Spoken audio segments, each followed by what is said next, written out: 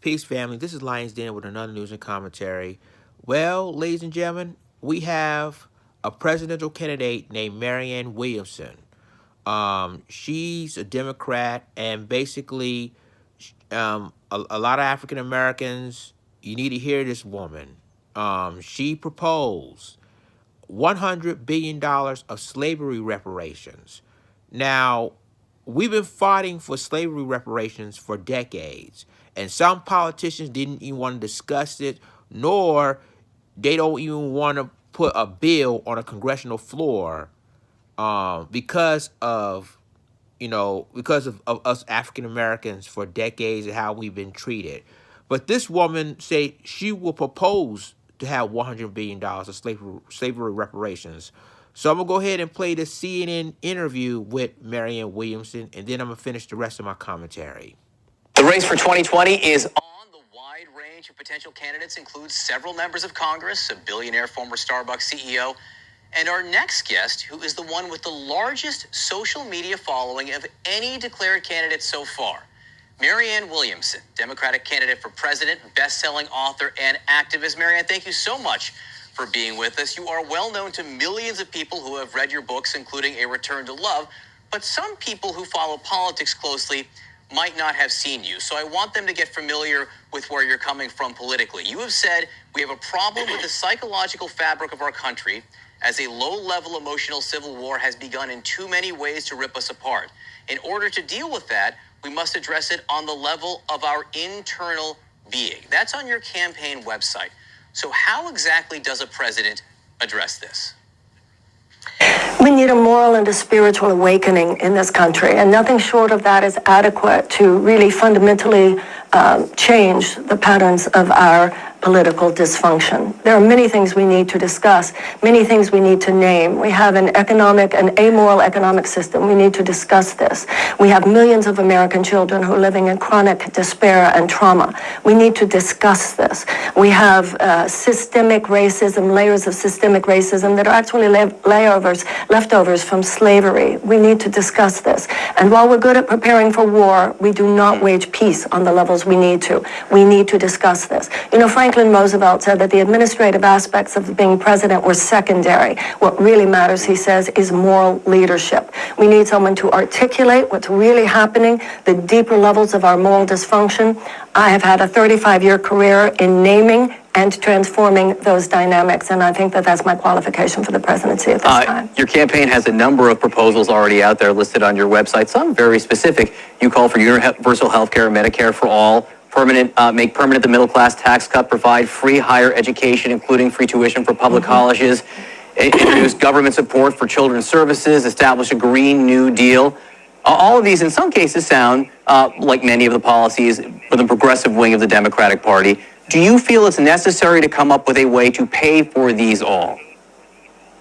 Well, that's such a canard in this country. Anytime somebody wants to have a $2 trillion tax cut where you give 83 cents of a dollar to the richest among us, nobody's supposed to ask, how are you going to pay for that? Anytime somebody wants to have a $2 trillion war that turns out to be the biggest foreign policy blunder in our history, nobody's supposed to ask, how are you going to pay for that? The truth of the matter is every dollar that we invest in education is money we are investing in our economy. If you really want a vibrant economic system, 10 years from now, 20 years from now, you take care of your children today. Our current economic system does not lead to a vibrant economy. It leaches when you have short-term profit maximization for huge corporations as your bottom line. You're allowing market forces to replace democracy as your organizing principle for your society. You're not building a strong economy, and we need to name that, see that for what it is. It is propaganda that serves a veiled aristocratic system. We want, of course, a vibrant economy in the United States. What you do is unleash the creativity and the productivity of the American people. You know, it's interesting. Again, some of these policies, not too dissimilar to what Bernie Sanders ran on 4 years ago, and you supported him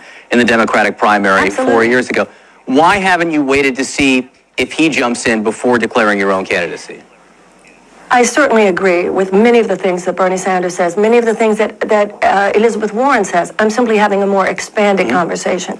It's like an integrative model of health and healing. You need more than external remedies. You also have to address the psychological and emotional and spiritual issues that both cause disease and help to ameliorate it when it occurs. We need an integrative model of politics. The political conversation we have now is so stuck on the externals, but that is inadequate. We need to talk about the larger panoply of what is actually happening. Otherwise, you do what our political system does. You water the leaves of our democracy, but you're not watering the roots. And that's what I'm introducing, a conversation that I feel is the only one that is adequate to navigating and transforming these times. Is that what you would do as president? Is the conversation what you're promising as president? First of all, the bully pulpit of the presidency is not to be undervalued. But even more importantly, it is the consciousness of the president that then drives his or her policy decisions, both in our domestic policies and in our international policies. There are underlying ways in which we are not addressing our deeper humanitarian values and our deeper democratic values. Our democracy and our capitalism has swerved off course from an ethical center. I believe, yes, it is the job of the president to name this. And again, we just have a short time, and you do have specific proposals and policies, and I'd like to get to a couple more of them right now. You are a candidate who believes that African Americans should receive reparations for slavery, specifically $100 billion paid out in a 10-year annual installment of $10 billion. Is this symbolic, or do you think this money goes to some practical purpose? This is not symbolic at all. At the end of the Civil War, General Tecumseh Sherman promised to every formerly enslaved person 40 acres and a mule. And those 40 acres and a mule would have given a formerly enslaved population an opportunity to reintegrate, to integrate into free society. What happened instead, of course, was black code laws were passed in the American South, which ensured subpar social and political and economic opportunities for the former slave population. This was not addressed for 100 years until the Civil Rights Movement. And while the Civil Rights Movement gave Voting Rights Act, although that has been chipped away since 2013, and gave a lot of political opportunities that had not been there for the 100 years previous, it did not address the fact that we have not yet paid that debt. Germany has paid $89 billion in reparations to Jewish organizations since World War II, and Ronald Reagan signed the American Civil Liberties Act, by which we paid every surviving member who had been interned during the World War II in the Japanese internment camps $22,000.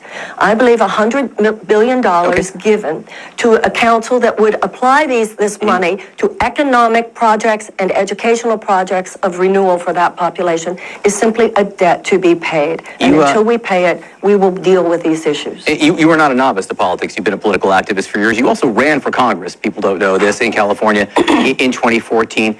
What do you see as your path to victory here for the Democratic nomination? Do you think you can win?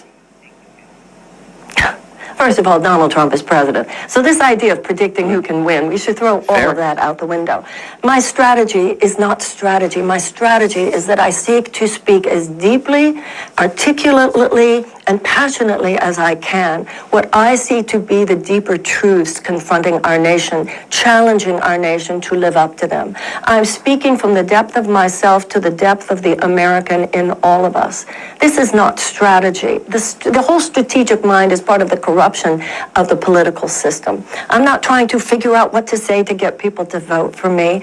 I'm seeking to have the conversation that I believe we need to be having. These are very serious times. We need to be very serious, deep thinkers. I'm not trying to get shallow or superficial so people will hear me. I'm inviting the American people to get deep with me. It's time for that in order to address these times and to transform them. Well, Marianne Williamson, we appreciate you coming on and having the conversation here. You're in Iowa today, in Des Moines. You're headed to South Carolina. I know this is a real campaign. Again, you've got a campaign manager. There's a website here with a lot of policies. We look forward to speaking to you again as the campaign season continues. Thank you. I appreciate your having me on. Well, there you have it, ladies and gentlemen. You heard what this candidate just said. Marianne Williamson just said that she is proposing $100 billion of slavery reparations. Do you know what that really means?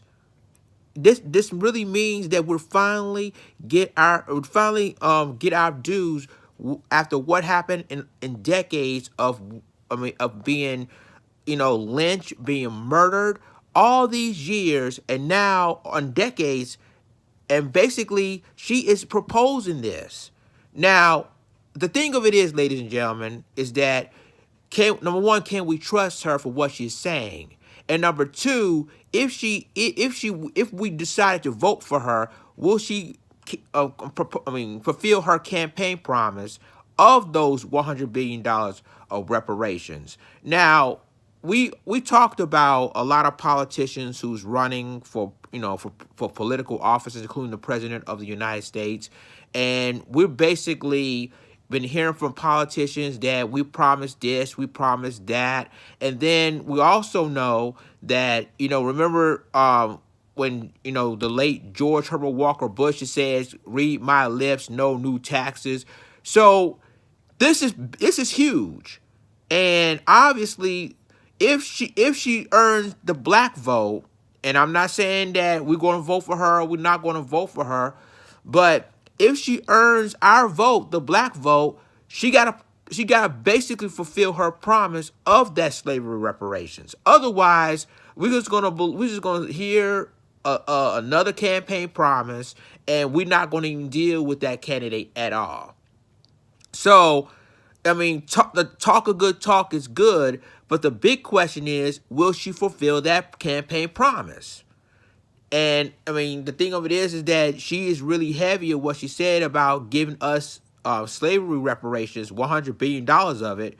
So we're going to go ahead and we're going to hear what this lady had to say. But I just want people to understand, and why I play this interview, to let you know who she is, to let you know what she stands for. And like I told you guys, I'm not saying let's vote for her, let's get it on.